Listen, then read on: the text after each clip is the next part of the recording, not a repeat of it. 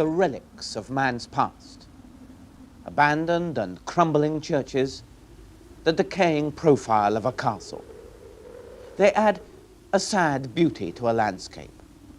By day, they comfort us with the knowledge that this land has a history. But at night, when our superstitions are so much closer to the surface, they uncover our primitive fears.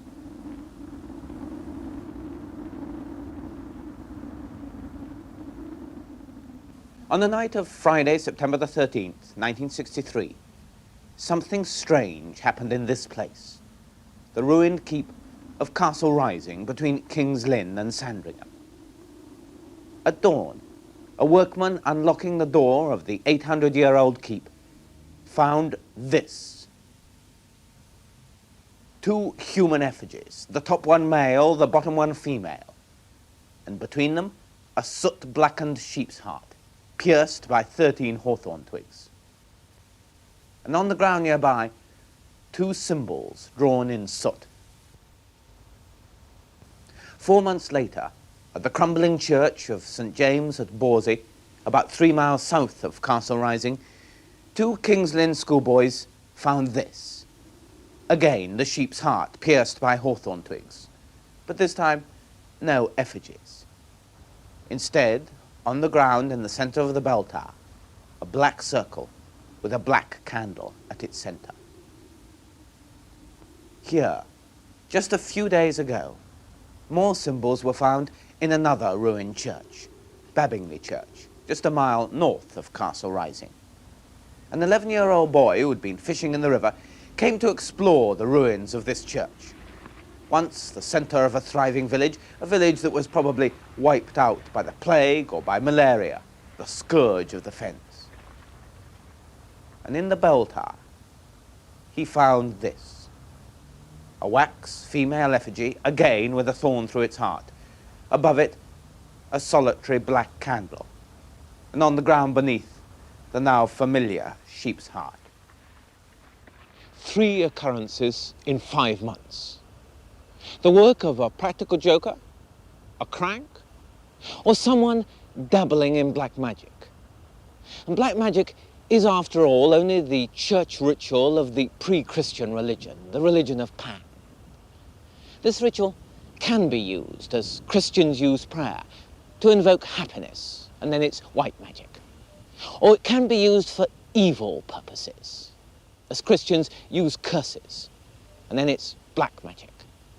But white or black, it's rooted in paganism.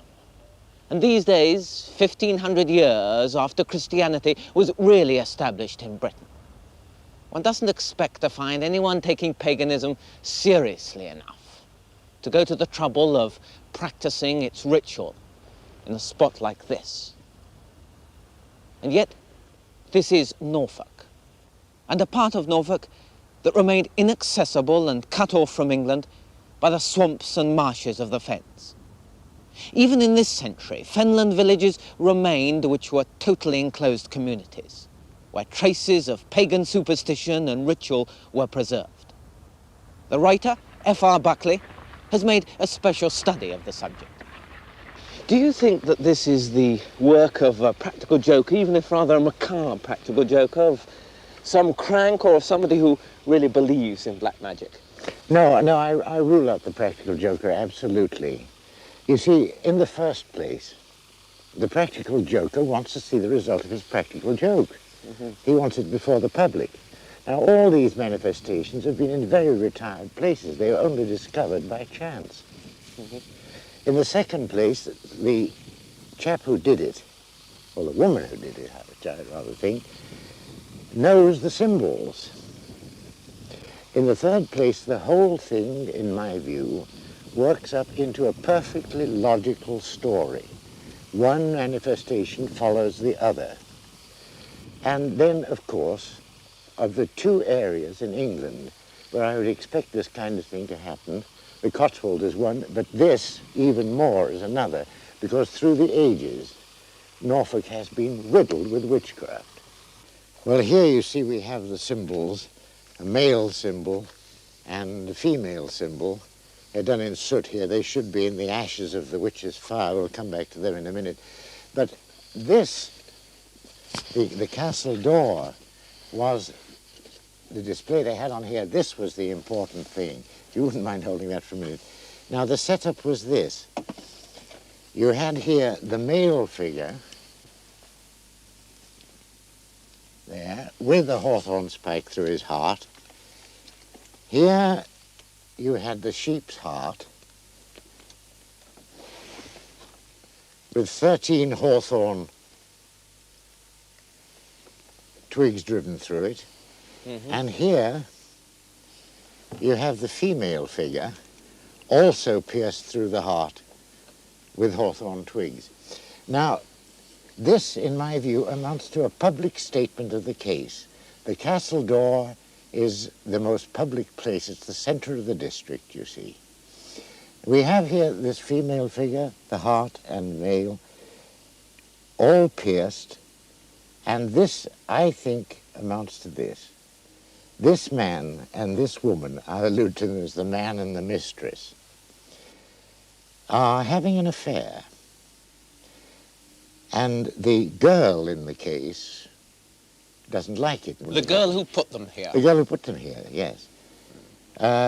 And she wishes to break up this affair, and she's trying to do it by witchcraft.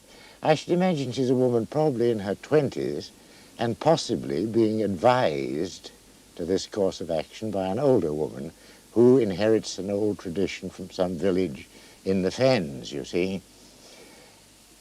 This wishes that pain shall come to his heart, pain shall come to her heart, and that pain has come to the heart of the postulant, that is to say, of the girl. These things were put up here at the waning of the moon. That means that the affair, as the moon wanes, so will the affair wane, she hopes. Mm. And the position of this heart juxtaposed to the female figure, in my view always, means that she blames this affair on the mistress in the case, who is quite possibly, I should think, an older woman. And you have there the statement of the case, the protest, in other words, which is here publicly made. Made on the castle, did she expect it to be a spell on the man and the mistress? Yes, that's the idea. She's trying to bring out a breakup of the love affair and the transference, she hopes, of the man's affections to her. I should imagine that he is a younger man of her own age who has probably been seduced by an older married woman. It isn't the first time that's happened. Now, this circle here, the female symbol, you see, has in it a couple of teeth. Now, I don't know what teeth they are, but to me they appear like the teeth of a predatory animal, such as a tiger. She might have got them off an old tiger rug or something, I have no idea.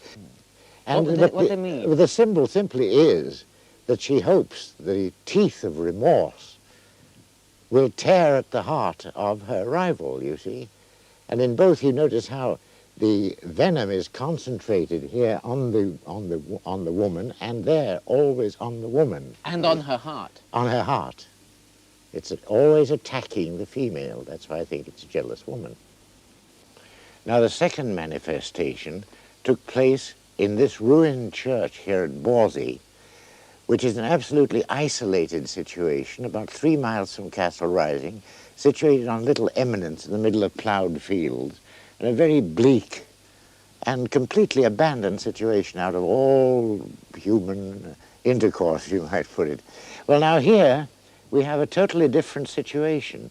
We have the heart pierced, lacerated and pierced by these hawthorn twigs, nailed to the wall of the central tower. There are no moments at all. That's the effigies? That's the effigies. There are no moments. And the only thing there is aside from the heart is this black candle, which was found in a soot circle about 5 feet away, under the exact center of the tower. Now, of course, in my view only, there are many interpretations of this kind of thing, The venom, which was so obvious in the other case, has now evaporated. The girl is saying, my heart's broken, please send him back to me. This, of course, the candle in the circle, constituting a very well-known sexual symbol in witchcraft, which Dr. Freud has taken over since. So here she wasn't trying to wish any evil on either the man or his mistress. No, she was simply praying, in one view of it, that he would come back to her, or in another view of it, she was making an offering in view of the fact that he had come back to her. In any case, a much more cheerful outlook than the other one was. The third incident happened only a week ago here at Babingley Church, about a mile the other side of Castle Rising, and the most desolate spot of all. And, once again, like the first incident, on a waning moon. Now, I don't think that anywhere in England you'd find any place more sinister than this. Ever since I've been down here, I've been expecting something like this to happen. And now, sure enough, it has.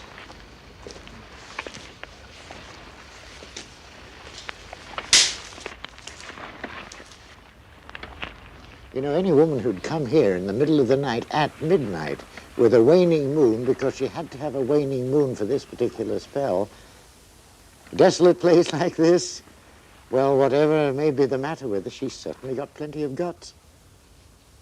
Now, in this case, as in the others, we had the lacerated heart on the floor there. And here on the wall of the tower, we had this female effigy with a thorn driven through its heart. And on the wall above it, this black candle. Now, that's something I don't like to see at all, because this is an out-and-out death spell.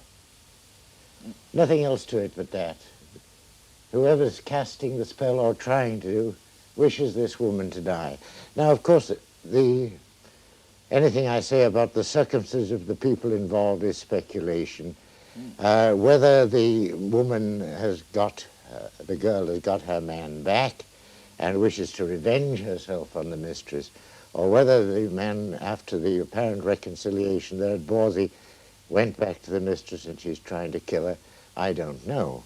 But in any case, it's a terrible thing to see, because it means that in this community somewhere, whether it's a young woman, whether it's an older married woman, we have somebody going around with this terrible emotion smoldering in our heart. And it's finally come to this. The flower-crowned religion of Pan has come to this. And, of course, there's one other consideration which I think is bad, and it is that a person who is unbalanced, because anybody who would monkey with this kind of thing is unbalanced, finding that this doesn't do the mistress a pennyworth of harm, which I'm quite sure it won't, might resort to other means.